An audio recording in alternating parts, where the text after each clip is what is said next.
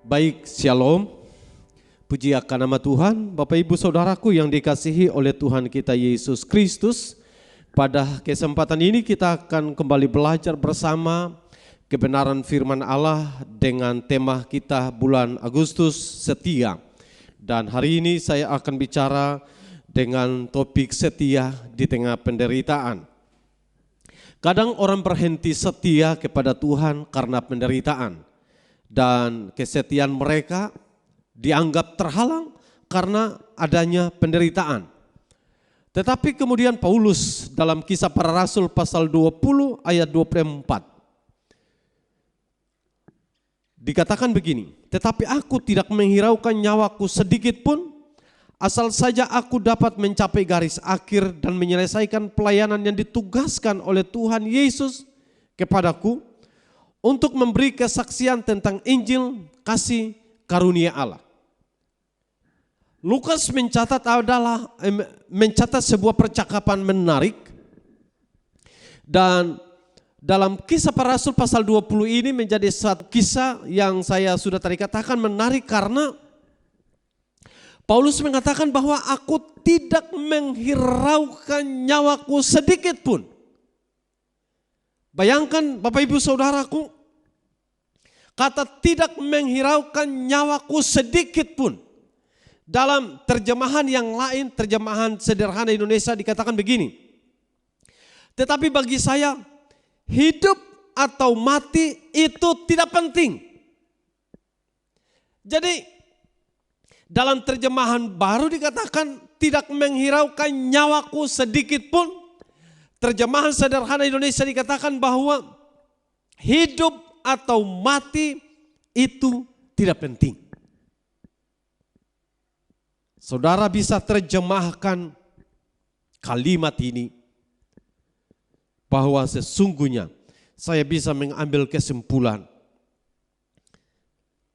penderitaan hendaknya jangan menghentikan kesetiaan kita kepada Tuhan.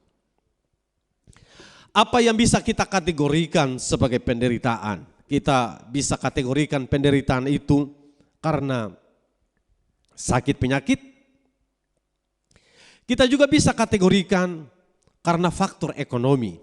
Kalau kita bicara faktor ekonomi, pasti karena tidak tercukupi makan, minum, pakai, kebutuhan-kebutuhan yang lain tidak bisa tercukupi. Dan kita menganggap mungkin faktor ekonomi menjadi sebuah penderitaan. Kadang juga orang mengalami pemikiran sebuah penderitaan karena fisik yang tidak sempurna. Melihat orang lain yang sempurna, sementara dirinya tidak sempurna. Dan menganggap itu sebuah penderitaan. Bahkan kadang kekerasan fisik, penganiayaan yang dimaksud, bisa juga kekerasan secara seksual, dan menganggap itu juga adalah sebuah penderitaan. Kadang orang dibully, dianggap sebagai seorang pribadi yang tidak terlalu penting, dihina, diabaikan begitu saja. Bahkan bisa kita kategorikan ada yang tidak dianggap oleh keluarga. Dan mungkinkah orang akan mengatakan itu bagian-bagian dari penderitaan. Selaku anak-anak Tuhan, jangan melupakan satu hal. Bahwa semua yang sedang terjadi di dunia ini ada endingnya. Semua yang terjadi di dunia ini pasti akan berakhir. Apa yang kita rasakan, apa yang saudara rasakan, pasti ada endingnya. Semua yang di dunia ini sementara. Ada akhirnya, termasuk penderitaan itu tidak akan selamanya, ada akhirnya. Dan karenanya jangan saudara dan saya melupakan penderitaan karena ada endingnya. Nah, dalam kitab Roma pasal 8 ayat yang ke-8 dikatakan begini. Sebab aku yakin bahwa penderitaan zaman sekarang ini tidak dapat dibandingkan dengan kemuliaan yang akan dinyatakan kepada kita. Jadi Bapak Ibu Saudara, kalau kemudian kita perhatikan bahwa penderitaan zaman sekarang ini tidak bisa dibandingkan dengan kemuliaan yang akan dinyatakan kepada kita. Artinya penderitaan sekarang ini bukan berarti kita akan hidup di tengah penderitaan dan sekali waktu kita akan juga ada dalam penderitaan yang sama. Sekali lagi Paulus dalam catatan suratnya kepada jemaat yang ada di Roma, bahwa penderitaan sekarang ini tidak sebanding dengan kemuliaan yang akan kita terima sekali waktu. Nah, kalau demikian berarti penderitaan itu tidak selamanya ada pada saya dan saudara. Itu pertama. Yang kedua, penderitaan yang kita alami di dunia tidak akan membawa kita kepada penderitaan di dalam kekekalan.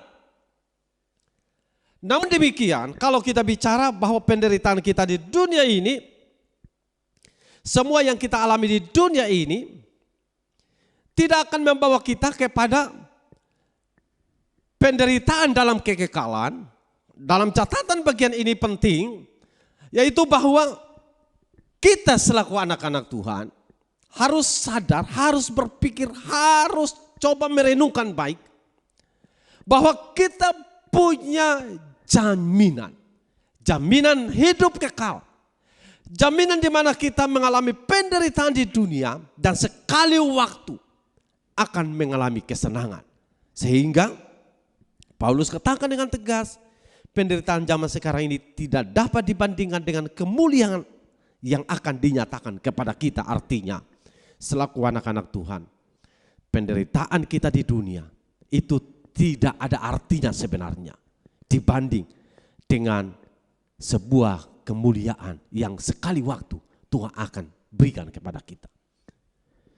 Dalam terjemahan firman Allah yang hidup dikatakan begini, namun penderitaan kita sekarang ini tidak ada artinya. Nah, saudara coba perhatikan, penderitaan kita sekarang ini, maksudnya di dunia ini, apa yang tadi saya daftarkan sebagian, itu tidak ada artinya jika dibandingkan dengan kemuliaan yang kelak akan diberikannya kepada saya dan saudara. Jadi tidak ada artinya. Apa yang saya tadi katakan, mungkin sakit penyakit, ketika kita tetap setia, kita tahan dengan semua itu, sekali waktu ketika Tuhan nyatakan kemuliaannya bagi saya dan saudara, sakit penyakit itu tidak ada artinya. Faktor ekonomi, faktor fisik, faktor kekerasan fisik, seksual, faktor di mana orang dibully, faktor di mana tidak ada keluarga atau tidak ada dukungan pihak yang lain, itu tidak ada artinya dibanding sekali waktu Tuhan akan nyatakan kemuliaan bagi kita semua. Dan karenanya apa yang sudah sejak awal saya katakan bahwa penderitaan itu ada endingnya. Maka kita harus ingat dengan baik bahwa semua hal yang terjadi di dunia tidak selamanya. Ada waktu akan berakhir. Nah, catatan kedua bahwa sesungguhnya apa yang tadi saya katakan bahwa penderitaan di dunia itu tidak akan membawa penderitaan kita ke dalam kekekalan. Artinya penderitaan yang kita alami di dunia hanya sementara saja. Hal yang kedua yang saya juga bisa katakan kesempatan ini bahwa penderitaan kita yang ada di dunia ini juga kadangkala kita akan nikmati sesuatu yang berbeda di waktu selanjutnya. Hari ini kita mungkin contoh, orang mungkin kekurangan ekonomi, status sosialnya, ataukah kemudian jabatannya masih biasa-biasa. Bahkan kadang dia bisa makan hari ini, dia berpikir nanti besok makan apa. Kadang-kala ini juga kita menganggap itu sebuah penderitaan. Tetapi ketika kita bertahan dengan itu, kita terus bekerja dengan keras, maka Alkitab sangat marah atau Alkitab sangat tidak setuju dengan orang yang malas. Nah, tetapi ketika orang kerja keras, orang dengan sungguh-sungguh mengerjakan semua sesuai dengan potensi yang dia punyai, maka apa yang hari-hari ini dia alami, di 2-3 tahun kemudian berbeda dengan hari-hari ini. Artinya, apa yang hari ini kita alami, ternyata kita sudah lewati. Saya mengikuti sebuah kisah seorang orang yang cukup sukses di Indonesia ini. Dan dia mengatakan pada masa kecilnya dia hidup dengan orang tua dan kehidupannya pas-pasan, bahkan dia sulit untuk makan. Siang dia makan, dia tidak tahu bagaimana, malamnya makan seperti apa. Pendidikannya juga kesulitan membiayai semuanya. Tetapi kemudian dia memiliki impian bahwa sekali kelak dia akan menjadi orang yang kaya. Apa yang ada dalam pikirannya? Dia kemudian berjalan di satu pasar di Jakarta, lalu kemudian dia menemukan, ternyata ada tukang parkir. Dia belajar dari orang tukang parkir. Dia katakan pada tahun berapa saya sudah lupa, tetapi dia katakan bahwa pada waktu dia melihat tukang parkir dan mendapatkan uang, dia kemudian dia berpikir, wah sekali waktu saya pasti akan menjadi orang kaya. Artinya kalau hari ini saya dapat 1.000, maka di tahun berikutnya saya akan dapat 100.000. Di berikutnya saya akan, kalau saya sudah dapat 100.000, saya akan dapat 1 juta. Kalau saya sudah dapat 1 juta, maka di tahun berikutnya saya akan dapat 10 juta. Jadi dia membuat perhitungan dari masa kecilnya. Sampai dia mengatakan kalau saya sudah dapat 10 juta, maka akan kemudian saya akan dapat 100 juta. Kalau saya sudah dapat 100 juta, maka akan saya dapat 1 miliar. Kalau saya sudah dapat 1 miliar, saya akan dapat 10 miliar. Jadi dia buat hitungan. Dan akhirnya dia bisa kerja keras. Dan apa yang menjadi impiannya itu tercapai. Nah, saudara coba perhatikan, awal-awalnya dia hidup susah. Tapi sekarang beda. Artinya penderitaan yang dia alami di sebelumnya ternyata berakhir. Walaupun dia bukan orang yang mengenal Tuhan, tetapi ini sebuah gambar yang ingin saya katakan bahwa penderitaan yang kita anggap kita alami hari-hari di waktu-waktu ini ternyata berakhir pada masanya. Nah, bayangkan ketika Paulus mengatakan penderitaan zaman sekarang ini tidak sebanding dengan kemuliaan yang akan dinyatakan kelak. Artinya di masa di mana kita hidup hari-hari ini, kita yakini, kita sadari, kita tahu sulit adanya. Tetapi orang-orang yang percaya jangan berhenti setia karena penderitaan itu. Orang-orang percaya harus semakin tetap setia walau di tengah penderitaan. Dengan langkah yang harus kita ambil begini. Yang pertama, kita harus bisa bersyukur atas semua keadaan yang kita alami. Sekali lagi, kenapa penting di mana kita mengucap syukur atas semua keadaan? Karena keluhan tidak memberikan solusi. Kemarahan tidak memberi jawaban. Mengucap syukur memberikan kepada kita landasan kuat kepada siapa kita percaya. Mengucap syukur memberikan kepada kita spirit yang kuat. Siapa yang kita andalkan. Sehingga dalam Mazmur 106 ayat 1 dikatakan, haleluya, bersyukurlah kepada Tuhan sebab Ia baik. Perhatikan, kenapa kita mengucap syukur atas semua keadaan? Karena sudah saya tadi katakan, kita mengucap syukur karena kita percaya kepada siapa. Bukankah kita percaya kepada Allah yang kita sembah? Dan pemazmur mengatakan, bersyukurlah kepada Tuhan. Artinya kita menyembah kepada Tuhan. Kenapa kita bersyukur? Sebab Ia baik. Amin. Ia baik. Kalimat selanjutnya dikatakan begini, bahwasanya untuk selama-lamanya kasih setianya. Yang kedua, dalam Mazmur 107 ayat yang ke-8 dikatakan begini, biarlah mereka bersyukur kepada Tuhan karena kasih setianya, karena perbuatan-perbuatannya yang ajaib terhadap anak-anak manusia. Kita mengucap syukur karena kasih setianya. Tetapi juga karena perbuatan-perbuatannya yang ajaib.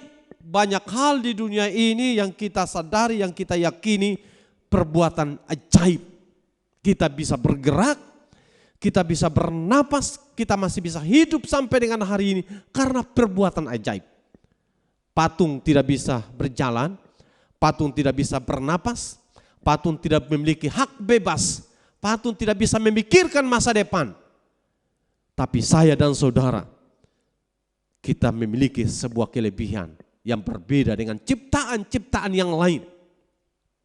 Binatang-binatang, dia hanya bisa makan, dia hanya bisa minum, dia hanya bisa tidur, dia bisa hanya bergerak yang sesuka hati dia. Tapi dia tidak memiliki perencanaan matang untuk 10-20 tahun kemudian. Manusia bisa merencanakan demikian. Artinya kita ada hari ini karena perbuatan ajaib Tuhan bagi kita semua. Dalam ayat yang ke-9 dikatakan begini. Sebab dipuaskannya jiwa yang dahaga dan jiwa yang lapar dikenyangkannya dengan kebaikan. Jadi tanpa Tuhan kita akan menjadi kosong. Tanpa Tuhan kita akan menjadi hampa. Tetapi Tuhan dapat mampu mengisi hari-hari kehidupan kita sehingga menjalaninya dengan penuh sukacita. Walaupun saya tahu kita ada di masa-masa yang sulit seperti ini. Tapi sekali lagi Tuhan tidak membiarkan kita berdiri sendiri. Tuhan selalu tolong kita. Yang kedua, kita tetap setia di tengah penderitaan. Karena itulah kita harus bisa berpikir yang positif dan kita harus bisa tetap optimis. Paulus katakan kepada jemaat yang ada di Kolose begini. Pikirkanlah perkara yang di atas, bukan yang di bumi. Kenapa Paulus katakan demikian? Pikirkanlah perkara yang di atas, bukan yang di bumi. Sekali lagi, yang di bumi ini semuanya sementara. Yang di bumi ini sifatnya fana. Yang di bumi ini semua tidak ada asli. Tidak ada yang abadi, tidak ada yang kekal. Lalu Paulus mengarahkan kita agar supaya memikirkan perkara yang di atas. Artinya kita memikirkan perkara-perkara kehidupan yang rohani, perkara yang kekal. Tidak berarti tidak penting kita memikirkan hal-hal yang terkait dengan kehidupan dan pekerjaan serta aktivitas kita di dunia. Bukan itu maksudnya. Tapi jangan sampai kita abaikan hal yang jauh lebih penting dari soal apa yang ada di dunia ini. Kenapa? Karena yang di dunia ini isinya semua penderitaan. Untuk bisa hidup enak perlu penderitaan. Semua yang di dunia ini penuh dengan penderitaan. Dan karenanya Paulus mengarahkan kepada jemaat di Kolose, ayo pikirkanlah perkara yang di atas. Nah, sebenarnya Paulus sedang ingin menyampaikan pesan ini kepada jemaat ini bahwa mereka harus tahu bahwa mereka akan menuju kepada kehidupan yang kekal. Mereka harus sadar bahwa pada waktunya mereka akan berpindah tempat. Pada waktunya mereka akan mutasi. Dan dari kesementaraan kepada keabadian. Termasuk saya dan saudara kita akan sekali waktu berpindah. Dari dunia yang penuh dengan onak dan duri, dunia penuh dengan penderitaan. Kita akan berpindah kepada sebuah kehidupan kekal. Dan karenanya Paulus mengarahkan agar supaya kita memikirkan perkara-perkara yang di atas. Nah, catatan ini menarik untuk saya ingin sampaikan. Kata berpikirlah positif. Karena sekali lagi, kalau kita melihat semua hal yang ada di dunia ini membuat kita pesimis. Tetapi kalau kita berpikir tentang kehidupan kekal, kita harus tempatkan dalam diri ini kepada siapa kita andal. Siapa yang kita yakini. Dan kalau dia Tuhan yang kita percayai, yang kita yakini, maka pikiran positif harus bisa muncul. Yang kita munculkan bahwa dia yang berjanji, dia juga pasti menggenapi janjinya. Dia yang tidak pernah berdusta. Dia yang selalu ada di setiap waktu. Dia yang selalu ada di setiap musim. Dia yang selalu ada di setiap keadaan. Termasuk di tengah keadaan yang pahit dan sulit sekalipun dia ada di sana. Dan karenanya kita harus tetap berpikir positif dengan memikirkan perkara-perkara yang di atas. Hal yang ketiga, perkatakan firman Allah. Kenapa penting kita perkatakan firman Allah? Karena semasa Yesus hidup di dunia, waktu dia setelah berpuasa, iblis datang mencobai Yesus. Dan cara untuk bisa menaklukkan, cara untuk bisa menang, cara untuk bisa mengusir hanya dengan firman Allah. Saya coba kutip dalam salah satu bagian pernyataan Yesus Injil Matius pasal 4 ayat 4 dikatakan, tetapi Yesus menjawab setelah tawaran si iblis, dan Yesus menjawab, ada tertulis, manusia hidup bukan dari roti saja, tetapi dari setiap firman yang keluar dari mulut Allah. Jadi tawaran godaan datang, dijawab dengan ada tertulis, manusia hidup bukan dari roti saja, tetapi dari setiap firman yang keluar dari mulut Allah. Artinya firman Allah harus kita perkatakan. Kenapa? Firman Allah harus kita perkatakan karena firman Allah punya kuasa. Dan setiap keadaan yang kita alami, kalau ada yang merasa mengalami penderitaan, perkatakan firman Allah. Setelah saudara mengucap syukur, berpikirlah positif bahwa penderitaan ini pasti akan berlalu. Ada istilah keren yang dikatakan badai pasti berlalu. Penderitaan pasti berlalu. Dan hal yang ketiga yang saya katakan bahwa perkatakan firman Allah. Katakan firman Allah tidak pernah salah. Perkatakan firman Allah, karena firman Allah memberikan kepada kita jawaban. Dan perkatakan firman Allah, karena firman Allah ya dan amin. Nah, janganlah hendaknya kesetiaan kita itu dihalangi oleh penderitaan. Tetapi sebaliknya, penderitaan biar menjadi batu loncatan untuk naik ke level yang lebih tinggi.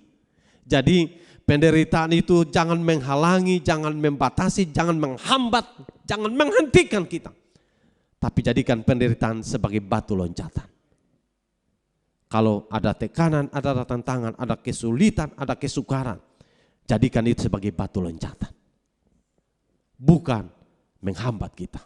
Kalau orang yang pesimis, tantangan mereka berhenti, mereka ciut. Tetapi orang yang optimis, mereka akan menjadikan itu sebagai batu loncatan. Kita harus jadikan semua tantangan, tekanan sebagai batu loncatan. Nah, bagian kebenaran firman Allah yang di dalam pertama Petrus pasal 4 ayat yang ke-13 dan selanjutnya saya akan baca ayat-ayat ini. Katakan begini, sebaliknya, bersukacitalah sesuai dengan bagian yang kamu dapat dalam penderitaan Kristus, supaya kamu juga boleh bergembira dan bersukacita pada waktu ia menyatakan kemuliaannya. Nah, Bapak Ibu Saudaraku yang dikasihi, perhatikan. Bersukacitalah sesuai dengan bagian yang kamu dapat dalam penderitaan Kristus. Jadi penderitaan itu saya bisa katakan itu wajib hukumnya bagi orang percaya. Karena tidak ada jaminan bahwa kalau kita ikut Tuhan senang-senang. Katakan bahwa kalau kita ikut Tuhan kita pikul salib. Dan dalam catatan Petrus dikatakan bahwa bersukacitalah sesuai dengan bagian yang kamu dapat dalam penderitaan Kristus. Supaya apa? Supaya kamu juga boleh bergembira dan bersukacita pada waktu ia menyatakan kemuliaannya. Sehingga Paulus katakan bahwa penderitaan sekarang ini tidak sebanding dengan kemuliaan yang dinyatakan kepada kita sekali waktu. Dan Petrus dikatakan bahwa bersukacita pada waktu ia menyatakan kemuliaannya. Kita mengalami penderitaan bersama dengan Kristus selama masa-masa di hidup kita di dunia.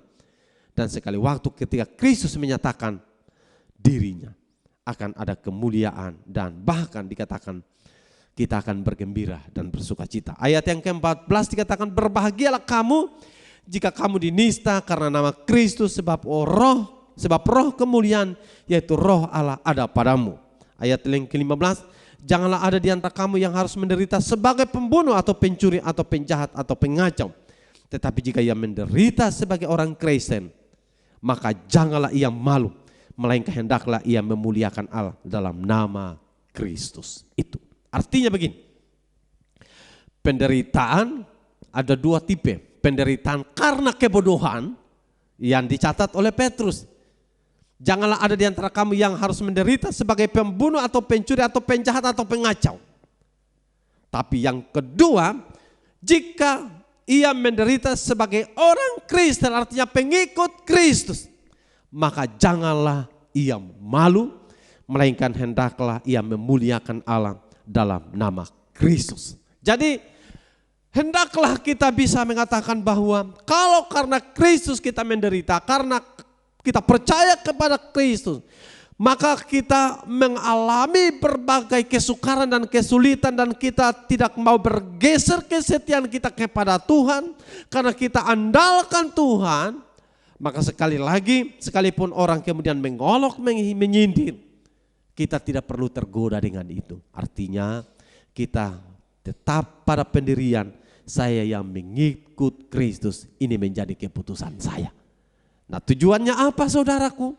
Supaya dengan keputusan kita ini, kita menyatakan kepada dunia bahwa sekalipun saya ikut menderita bersama Kristus, tetapi sekali waktu akan ada sukacita yang Tuhan akan nyatakan, karena penderitaan sekarang ini tidak sebanding dengan kemuliaan yang akan dinyatakan Tuhan kepada saya, termasuk kepada saudara.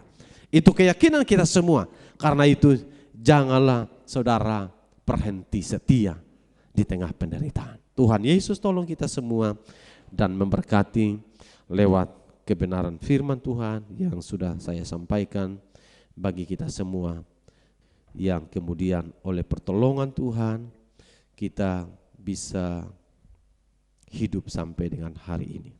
Tuhan memberkati kita.